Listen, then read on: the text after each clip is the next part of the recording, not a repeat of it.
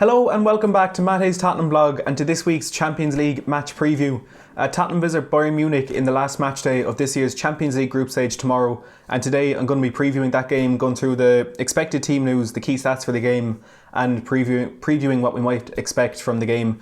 So before I get into that, if you do want more content like this, including match reviews, breaking news videos and a new transfer talk feature, make sure to hit that subscribe button down below and click the notification bell so you get notified whenever I upload. So to dive straight into things, we haven't gotten any official team news from Tottenham yet. That's usually expected around the time when Jose Mourinho's press conference begins later in the evening. But I suppose what we are expecting from this team news, the same injuries that we've had over the last couple of weeks. Hugo Lloris, who's out until the new year, same with Ben Davis. They will be injured for this game. They won't feature at all. Michel Vorm, he might be back in the squad for this one. I doubt he will be starting, but he could potentially be fit and available for selection. And Eric Lamela, we don't really know what's going on with him. It seems to be an injury that's just kind of decided on a game-by-game basis, so we don't really know what's going to happen with that. In terms of players that may be rested, Dele Alli is one that is heavily expected to not even travel with the squad. I'm not sure if they've actually travelled yet, and if they have, I'm sure we'd see in the social media footage whether or not he's there. But you'd expect players like Dele Alli, Harry Kane, Toby Alderweireld and maybe Ndombele or Winks to be rested. Whether or not they will travel with the squad, if they will be on the bench or if they'll be left back in London, remains to be seen. But those are a number of players that you would expect to be rested for this game. Now, according to Football.London and from what Jose Mourinho himself has said over the last week or so, there will be a lot of young players starting this game, and Football.London are expecting Troy Parrott, Oliver Skipp and Japhet Tanganga to be three players who will play from the start in Bayern. Troy Parrott made his Premier League debut at the weekend, and Oliver Skipp came on for another sub appearance. So it'll be great to get them their first Champions League appearances, especially in such a big occasion, playing at the Allianz Arena, one of the most famous stadiums in London, in Europe. It would be an amazing experience for them. And even though it is a game that the result doesn't matter at all, it will still be great for them. There's another couple of young players you might expect to feature in this one. Ryan Sessegnon might get his first start. Another player who was brought off the bench against Burnley on Saturday. In goals, I think we will see Paulo Gazzaniga. I don't expect Brandon Austin or Alfie Whiteman to get into the starting 11. In the defence, Japhet Tanganga will probably be starting. Juan Foyth may get in there. Kyle Walker-Peters, another player who's been tipped to start. And the young 17-year-old from the new team, Dennis Sirkin, who Mourinho has been talking about recently. We might see him in the squad as well. But it's making it really difficult to do a predicted lineup, which is why I'm not going to do a predicted 11 for this one. But those are the players that I kind of do think will be in and out of the team. The 11 is going to be a complete surprise to everyone. It could be absolutely anything, but I suppose in a good way, rather than, towards the end of Pochettino, it was completely shocking. Every lineup he picks, there was such weird changes, such weird inclusions and exclusions. Whereas this one with Mourinho, it is purely to give these young players experience, and it's going to be a very beneficial game, regardless of the result. Now, the key stats going into this one, of course, we all know the most recent fixture between these two teams. Bayern Munich won 7-2. It was our heaviest defeat ever in European football, which we then followed up by our joint biggest victory. But a few of these stats for this one. Bayern Munich have only lost one of their 5 previous meetings with Tottenham Hotspur in all competitions, scoring 13 goals in those 5 games, over half of which came in that 7-2 win in October. This will be Tottenham's first visit to Bayern Munich in any competition since November of 1983 in the UEFA Cup last 16. We've lost both of our 2 away games to them in all competitions by an aggregate 5-1 scoreline.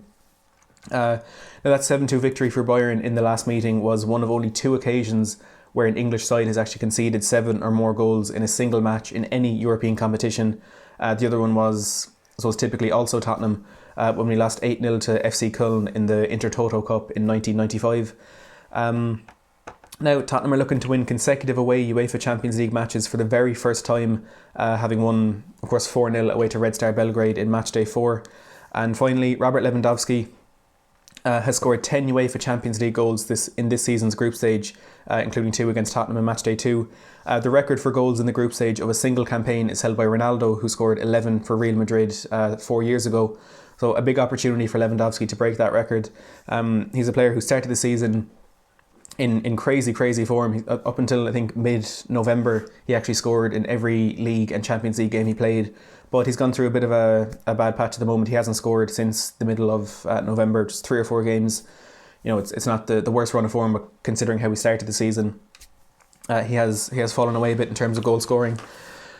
Now, as for the general match preview, as I said, the result is completely meaningless in this one. No matter what happens, Bayern will win the group and we'll finish second. The key match in our group, I suppose, is the one between Olympiacos and Red Star to see who will make it through to the Europa League last 32. But for this one, it's all about the experience that these young players can get. And one of the biggest fears that I personally had when Mourinho was appointed, that he completely ignored the youth players as he has done in previous jobs. But that's certainly not the case, and he's said that from the start. He will give young players a chance. He's had a few of them playing for us in the league, as I mentioned, that Troy Parrott Premier League debut on Saturday. And now we're going to see some of these young players getting to play in the biggest stage in European football, in the Champions League. And again, even though the result is meaningless, it's still going to be a massive day for them in terms of the pride and the kind of achievement of playing a Champions League game, and the experience is going to be absolutely crucial for them. Now, in terms of which way this game is going to go, it's almost impossible to predict, because we don't really know how Bayern how they're going to approach this game. If they will go down a similar route and let some young players play, or whether or not they'll play a strong team. Now, even if they do play young players, we don't know much about their youth, because the big teams in the world, they don't usually need to rely on them, so there's not much known about them. And while with us, it seems to be purely the only factor in the decision to play youth is simply the game it doesn't matter the result. We can just go out and let the young players play. But for Bayern, there does seem to be a lot of external factors that could affect their choice as to whether or not they go with the strong team or a young team. Now, in terms of their domestic form, Bayern are going through a really rough patch at the moment. Of course, have already sacked their manager this season in Niko Kovac. Hansi Flick came in on a caretaker basis, and he has the job until after Christmas.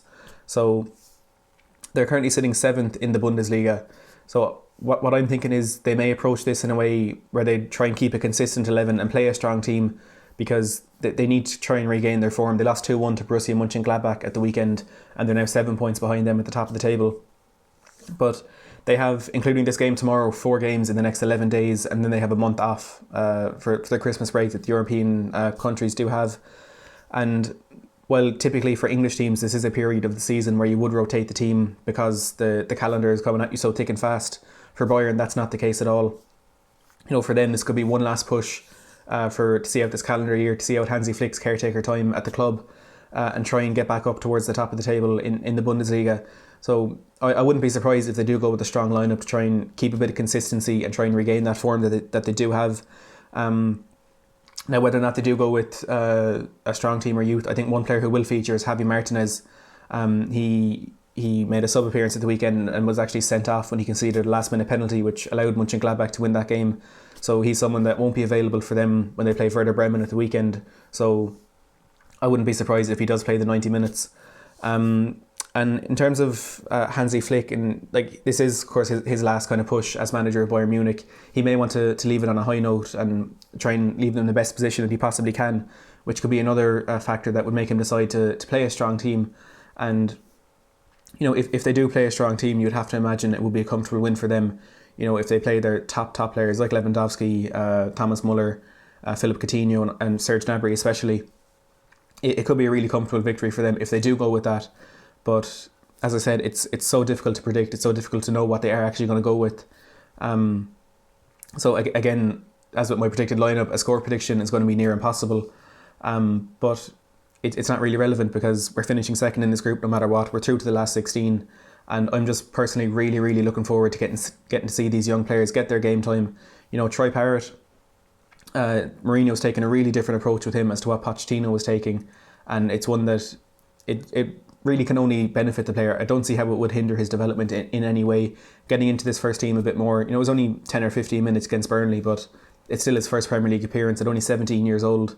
It's a massive occasion and a massive achievement on his part as well to actually be in a situation where Mourinho could trust him to put him on the pitch. And when he did play in pre-season as well, I think it was actually against Bayern Munich, he had a few chances, he hit the post. And he's impressed every time he has played, bar that Colchester game where everybody was absolutely dire. And Tanganga, this is going to be his first competitive appearance of the season. I know he suffered a bit with injuries and he hasn't really been in the youth setup in their starting 11s either. But as well, those other players that will feature tomorrow that I'm sure we just haven't thought of yet, it'll be a massive experience for all of them. And as I said, I'm really, really looking forward to seeing this young team and see how they fare in what will be a really intimidating environment. It's never easy going to play in Germany with the fans there and obviously the quality of football that they do play. But it's really going to be interesting no matter what. Put down in the comments below what young players you'd like to see feature in this game tomorrow, and if you think we actually can pull off, get a result from this one. If you have enjoyed this video, please don't forget to give it a big thumbs up and subscribe to the channel if you haven't already.